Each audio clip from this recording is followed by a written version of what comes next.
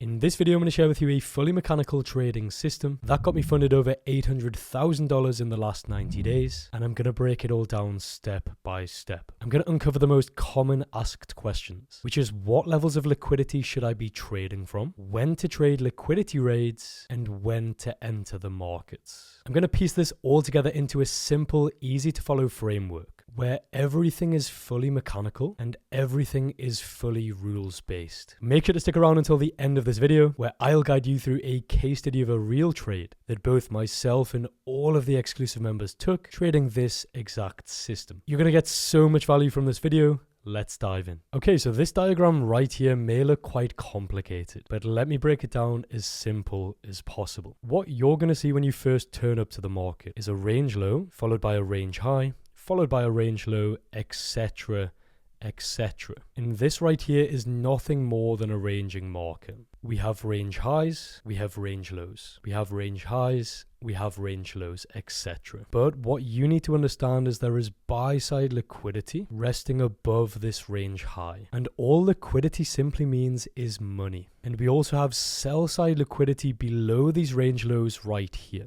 And the most common question that I always get asked is what levels of liquidity you should be trading from. And you know, there's so many different types of liquidity. You have daily highs and lows, weekly highs and lows, 4-hour highs and lows. However, the highest probability setups come when we raid the previous session's highs and lows. So this could be the Asia or London session high, or this could be the Asia or London session low. What I found is traders make it way too complicated for themselves. They start trying to focus on way too many areas of liquidity. And so if you can just focus on these two right here, you'll make it way more simple for yourself, and therefore you're not going to be overwhelmed within the markets. So the next question that I always get asked is when should you be trading liquidity rates? And the simple answer is when the most amount of liquidity is actually available within the markets. Remember, liquidity equals money, and so this is during the highest volume sessions.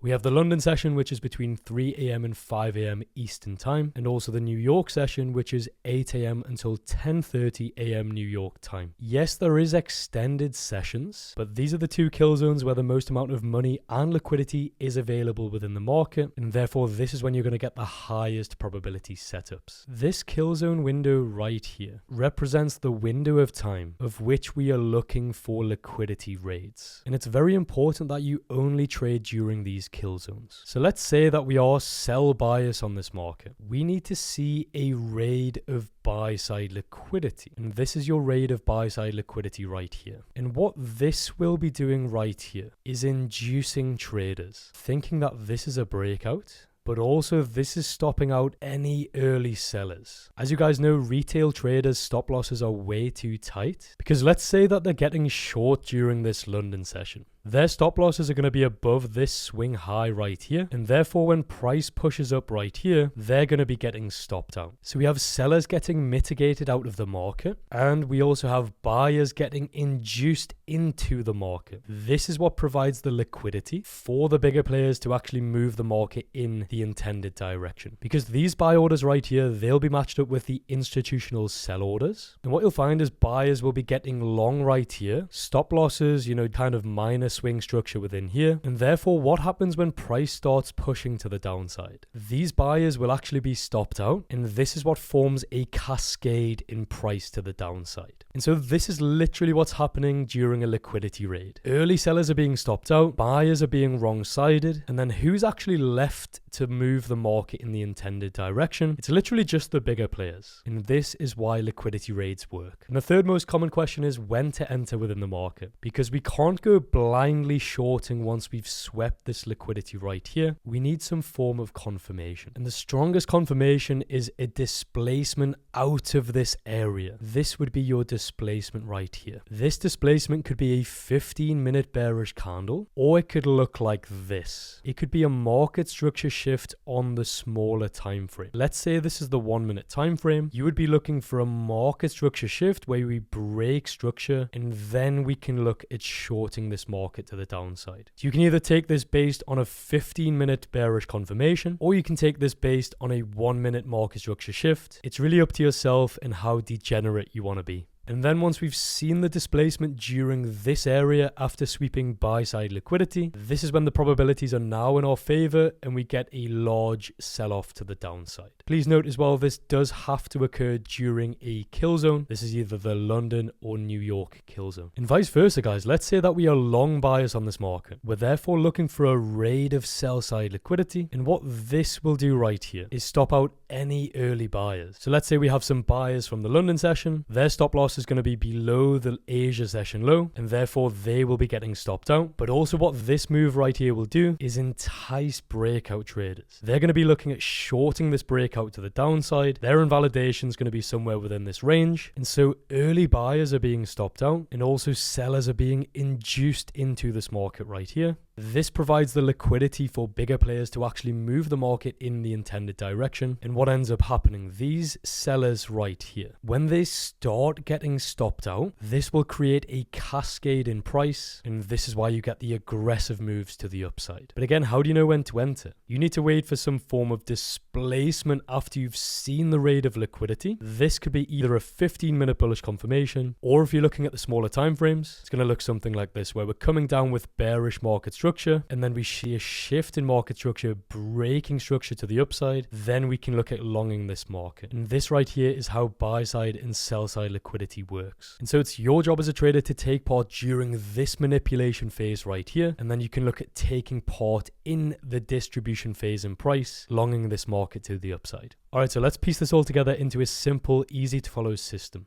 Another super common question that I always get asked, and also why so many ICT traders fail, is what is your daily bias? And a problem that so many traders face is having an objective way to identify daily bias. And so you're going to have to hear me out right here. You know, you can look at daily order blocks, fair value gaps, etc., etc. But I'm here to tell you that all of that is literally nonsense. All that you simply need is a 50, 100, and 200 exponential moving average. When the 50 EMA is less than the 100, which is less than the 200, this indicates that we are sell bias on this market. And so I know this isn't a very conventional way for you to identify daily directional bias, but it is fully mechanical and it's fully rule based. The goal here is just to take all of the guesswork out of it. So because we're sell bias, the next thing we need to identify is buy side liquidity. And we have buy side liquidity above this Asia session high. We're therefore looking for a raid of buy side liquidity during a kill zone. And you can see right here, we raid this buy side liquidity, and this is enough to induce traders long within the market and also stop out any early sellers. You know, this is where so many traders go wrong. They may understand that we're sell bias on this market, but then they start shorting off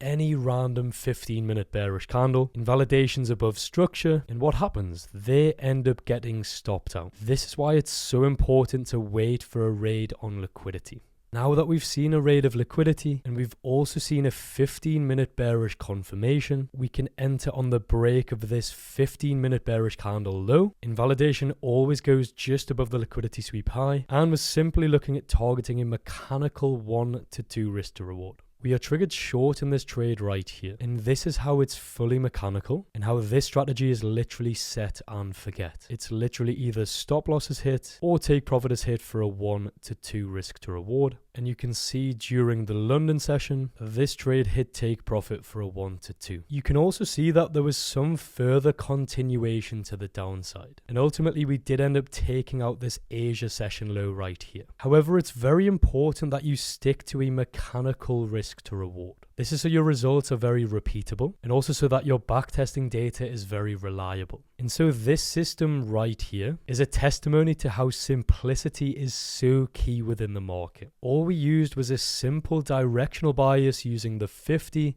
100 and 200 exponential moving average, which indicated we were sell bias on this market. We then seen a raid of liquidity during the London session kill zone. This is between 3 a.m. and 5 a.m. New York time. Your Asia session is between 7 p.m. and 12 o'clock midnight. And then we simply waited for the market to show its hand. We waited for a 15-minute bearish confirmation. This indicated a injection of bearish pressure into the market, and this is what shifts the probability in your favor. You could easily start dropping down to the lower time frame, looking for market structure shifts, inversions of fair value gaps, but I'm here to tell you that you don't need any of that. And all this does when you drop down to the 1 minute time frame is it starts to make you very emotional. Everything all of a sudden becomes a little bit overwhelming, and also it's very, very hard to calculate accurate risk management when you are on the 1 minute time frame. And so that's why adopting a 15-minute entry confirmation system not only is a lot more simple,